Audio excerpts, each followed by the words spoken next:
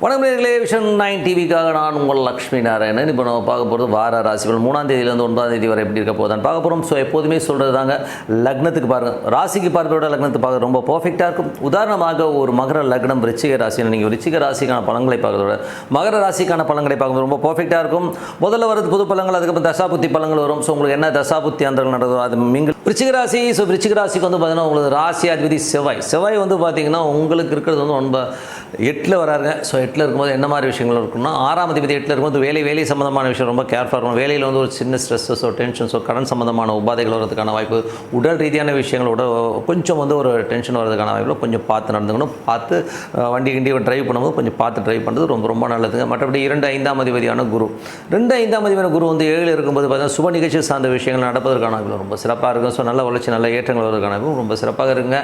குடும்பத்தில் சுப நிகழ்ச்சிகள் கண்டிப்பாக நடப்பதற்கான வாய்ப்பு ரொம்ப நல்லா இருக்குங்க. மற்றபடி வந்து பார்த்தீங்கன்னா உங்களுக்கு 3ஆம் அதிபதி 4ல் இருக்கும்போது ஒரு சொத்துக்கள் விற்பனையாகி இன்னொரு சொத்து வாங்குறதுக்கான வாய்ப்புகளை நிறைய ஏற்படுத்தும். சுப நிகழ்ச்சிகளுக்காக வந்து பார்த்தீங்கன்னா ஒரு சில விஷயங்கள் பண்ணுவீங்க. ஸோ எல்லாமே சிறப்பாக முடிவதற்கான வாய்ப்புலாம் ரொம்ப நல்லா இருக்குங்க.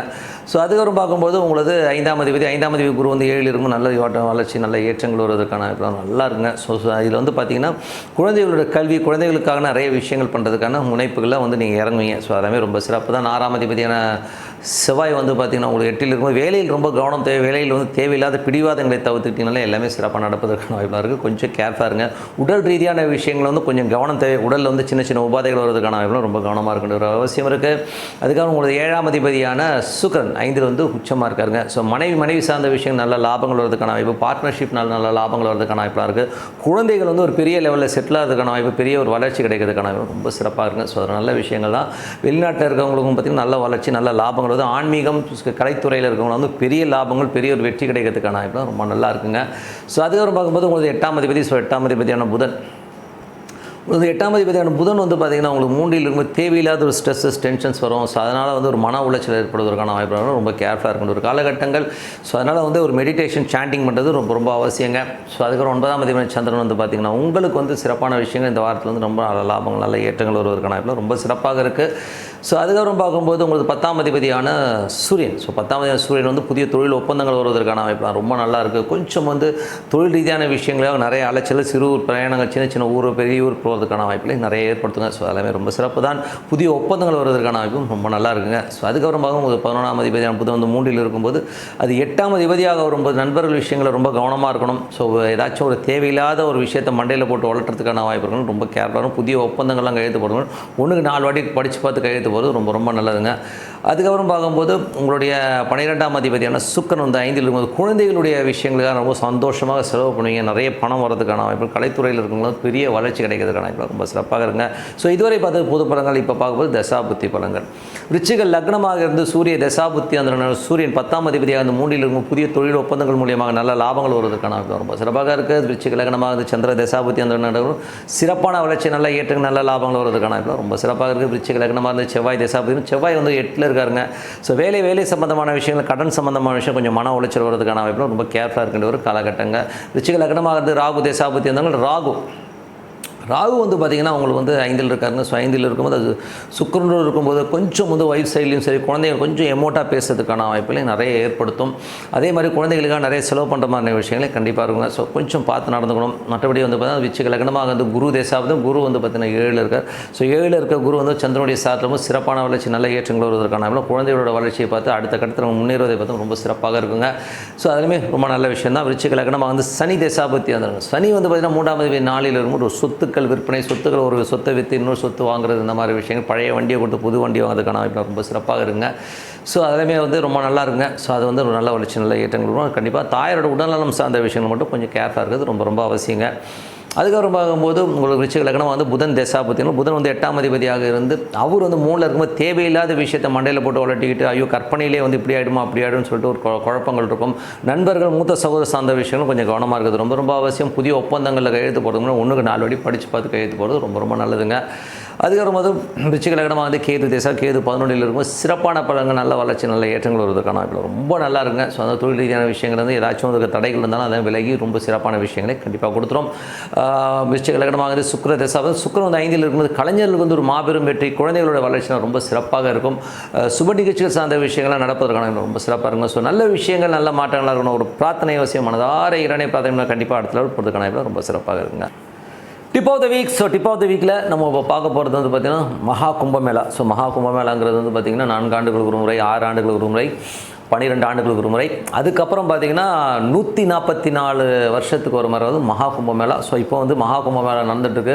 கிட்டத்தட்ட ஏகப்பட்ட அந்த உத்தரப்பிரதேசத்தில் பார்த்திங்கன்னா எங்கே பார்த்தாலும் மனித தலையாக இருக்கிற மாதிரி விஷயங்களே பண்ணி வச்சுருக்கதும்.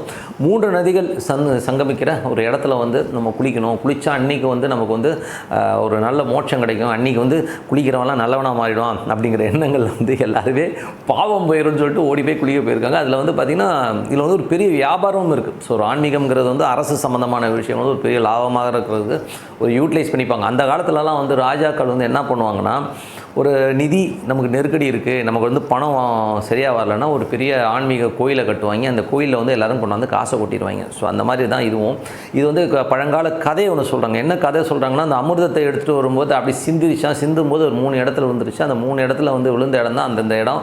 ஸோ பிரயாக் இந்த மாதிரி இடங்களில் வந்தெல்லாம் விழுந்திருக்கு. அந்த 3 இடம் பார்த்திங்கன்னா எல்லாமே நார்த் இந்தியா தான் வந்து. சவுத் இந்தியாவில் ஒரு கோயிலில் கூட இல்லையே, ரொம்ப கஷ்டமாக இருக்குல்லங்க. ஸோ அதை வச்சு தான் வந்து இவங்க மகாமகம், அந்த குருவும் சூரியனும் வந்து ஒவ்வொரு இடத்துல வந்து மீட் ஆகிற இடத்த வந்து மகாமகமாக கொண்டாடிட்டு வராங்க. பட் இருந்தாலும் இது வந்து ப்ராக்டிக்கலாக வந்து இது வந்து எஸ்ஸா நோவா, இது வந்து பலன் கொடுக்குமா கொடுக்காதங்கிறது தான் நம்மளுடைய கேள்வி. ஸோ மகாமகம்ங்கிறது வந்து நீங்கள் சொல்கிற மாதிரி 144 வருஷத்துக்கு ஒரு வாட்டி சூப்பராக இருக்குன்னே வச்சுப்போம். நான் இல்லைன்னே சொல்ல, நான் அதுக்கு எதிரான ஆளே கிடையாது. பட்டு போகிற அத்தனை கோடி பேர்களுக்கும் பாவம் போயிருமா? யோசிச்சு பாருங்கள். அதெல்லாம் போகவே போகாதுங்க. ஏங்க நீங்கள் பண்ண கர்மாக்களை நீங்கள் தான். இப்போ சாமிக்கிட்ட போயிட்டு நான் முக்கூடலில் போய் குளிச்சுட்டு வந்துடுவேன், குளிச்சுட்டு வந்தால் எல்லா பாவமும் போயிருங்கிறது எவ்வளோ அம்பக்கான விஷயம். கர்மாங்கிறது வந்து நீங்கள் வந்து நிறைய கர்மாக்கள் இருக்குது. சிலதை அனுபவித்து தீர்க்கிற கர்மா இருக்குது. அகோரிங்க எல்லாம் வந்து அங்கே நிற்கிறாங்க. ஸோ அவங்களாம் பெரிய ஆளுங்க, ஞானிகள். ஓகே, அவங்களுக்கு ஓகே. நீங்கள் ஏங்க போகிறீங்க? அவ்வளோ கூட்டம், அவ்வளோ கோடிக்கணக்கான ஒரு கக்கூஸ் வசதி கரெக்டாக இருக்காது, தண்ணி கரெக்டாக இருக்காது. நம்ம போயிட்டு 30 பேர் செத்து போயிட்டான். இந்த நெருக்கடி தேவையா? யோசிச்சு பாருங்கள். எங்கள் பக்கத்தில் எவ்வளோ பெருமாள் கோயில் வந்து விலைக்கேற்ற முடியாமல் இருக்குங்க. அங்கே ஒரு எண்ணெய் வாங்கி கொடுக்கலாம். பக்கத்தில் எவ்வளோ ஐயருங்க கஷ்டப்படுறாங்க. அங்கே போயிட்டு அவனுக்கு ஒரு 10 ரூபா போடவே மாட்டான். அந்த 1 ரூபா 2 ரூபா போடுற கேஸை நான் இன்றைக்கும் பார்க்குறேன். 1 ரூபா 2 ரூபாய்க்கு என்னங்க வாங்க முடியும்? மகாமகத்தில் போயிட்டு அவ்வளோ செலவு பண்ணிக்கிட்டீங்க. இந்த ஃப்ளைட்லேயும் ட்ரெயின்லேயும் போயிட்டு. நான் ஜோதிடன், சாமி இல்லைன்னு நான் சொல்லவே இல்லை, ஓகேங்களா? அதே மாதிரி நான் ஆன்மீகத்துக்கு வந்து எதிரானவன் கிடையாது. மகாமகம் முடிச்சாலும் அங்கே முக்கூடல் இருக்க தான் செய்யும். இதை பற்றி வந்து ஓஷோ வந்து ஒரு இடத்துல சொல்லியிருக்காருங்க. அங்கே வந்து ஒரு பர்டிகுலர் டைம், நல்லா புரிஞ்சுங்க, இவங்க வந்து 1 மாதம் நடத்துகிறாங்க இல்லையா, அந்த 1 மாதம் ஃபுல்லாக பவர் இருக்காது. அந்த பர்டிகுலர் 1 நிமிஷம் தான் இருக்குமாங்க. அந்த கிரக நிலவரங்களும் அந்த நட்சத்திரம் கரணம் எல்லாம் ஒன்று சேர்ந்து வர்றது ஒரே 1 நிமிஷம்தான் அந்த இடத்துல இருக்கும். அந்த முக்கூடெல்லாம் அந்த பவர்ஸ் இருக்கும். அப்போது அந்த 1 நிமிஷத்தில் எத்தனை பேர் குளிக்கிறானோ அவனுக்கு மட்டும்தான், மற்றபடி வேறு யாரும் கிடையாது. இது தெரியாமல் 1 மாதம் ஃபுல்லாக கூட்டமாக போய் ட்ரெயின் அலைஞ்சி கிளைஞ்சி எவ்வளோ கொடுமை பாருங்கள். நம்ம எதுக்குங்க? நம்ம உடம்பே கோயில், உள்ளுக்குள்ளே இருக்குது சாமி. பக்கத்து தெருவில் இருக்கிற சாமியை கும்பிடுவோம். எனக்கு திருப்பதிக்கே போயிட்டு ஒரு 4 மணி நேரம் 5 மணி நேரம் போயிட்டு அங்கே கூட்டத்தில் நின்று கூண்டில் போட்டு சிறை வச்சு அதுக்கப்புறம் போய் பெருமாளை பார்க்குறதுக்கு பக்கத்தில் இருக்க பெருமாளுக்கு எண்ணெய் வாங்கி கொடு, பெருமாள் இருக்கிற ஐயருக்கு வாங்கி கொடு. அதை விட்டுட்டு இது வந்து ஒரு தேவையில்லாத விஷயம் தான் நான் சொல்லுவேன். நான் ஏன் தேவையில்லாத விஷயம்னா, இவ்வளோ வருத்திக்கிட்டு சாமி கும்பிட சொல்லி எந்த சாமியும் சொல்ல. ஏதாச்சும் இருந்தால் சொல்லுங்கள். நீ மகாமகத்துக்கு வந்தால் தான் நீ செத்தா நீ வந்து சொர்க்கத்துக்கு போகணும் எந்த சாமியாக சொல்லிச்சா? கிடையவே கிடையாதுங்க. நீங்கள் உங்கள் வீட்டில் அமைதியாக உட்காந்தா தான் சாமி தெரியும். நீங்கள் போய் கூட்ட நெரிசலில் இடிப்பட்டு மிதிப்பட்டு சாமி பார்க்கணுன்னு அவசியமே கிடையாது. உட்காருங்க, உங்கள் வீட்டில் வந்து அமைதியாக ஒரு இடத்துல உட்காருங்க. பக்கத்தில் இல்லாதவனுக்கு ஒரு 10 ரூபா கொடுங்க, தர்மம் பண்ணுங்கள். அந்த தர்மத்தில் தான் வந்து வாழ்க்கை இருக்க முடியும். இந்த மாதிரி வந்து மகாமகத்துக்கு போனால் புண்ணியம் கிடைக்கும், அங்கே போனால் இது கிடைக்கும், பச்சை சேலை கொடுத்தீங்கன்னா உங்களுக்கு தோஷம் போயிடும். இதெல்லாம் வந்து ஹம்பக்கான விஷயம். தான தர்மங்கள் பண்ணுங்கள், வேண்டாம்னு சொல்ல. உங்கள் வீட்டு பக்கத்தில் நம்ம ஊரை விட்டுட்டு ஏதோ ஒரு ஊரில் போயிட்டு கொண்டு போயிட்டு காசை கொட்டிக்கிட்டு நேரம் விரையும் வயசானவங்கெல்லாம் கொஞ்சம் கூட புத்தி இல்லாமல் அங்கே போயிட்டு உட்காரலாம் வந்து ரொம்ப அம்பகான விஷயம். தயவுசெய்து இப்போ திருப்பி போகணுன்னு நினைக்கிறவங்க கூட இந்த வீடியோ போட்டு தயவுசெய்து போகாதீங்க. பக்கத்தில் இருக்கிற நம்ம சாமியை கும்பிடுங்க, மனசார இது பண்ணுங்கள். உங்கள் புள்ள குட்டிகளை பாருங்கள். எனக்கு தெரிஞ்ச ஒரு அம்மா இருக்குது, புள்ள குட்டிக்கு ₹1 கொடுக்காது, கோடிக்கணக்கில் வச்சுருக்கு.